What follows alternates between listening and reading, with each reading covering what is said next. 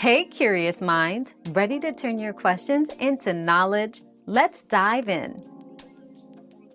To set an electron configuration, start by identifying the total number of electrons of the atom. Follow the Aufbau principle, filling orbitals from lowest to highest energy levels. Use the Pauli exclusion principle and Hund's rule to distribute electrons in orbitals, ensuring no more than 2 electrons occupy an orbital, and they must have opposite spins. The configuration order follows: 1s, 2s, 2p, 3s, 3p, 4s, 3d, 4p, etc. Visual aids like periodic tables and electron configuration charts can be invaluable tools in this process. Our quest for knowledge never ends. Thanks for being part of today's discovery.